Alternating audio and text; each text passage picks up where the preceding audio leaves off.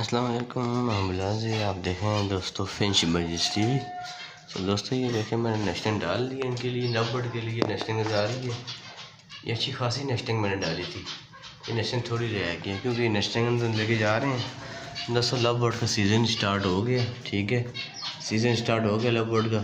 یہ دیکھیں نیسٹنگ میں نے ڈالی ہے، نیسٹنگ کی باکس کے اندر کافی لے چکے ہیں. یہ دیکھیں لے کے چلیں گے آپ کو، یہ دیکھیں باکس کے اندر کو نظر آ رہی ہوگی نیسٹنگ کی.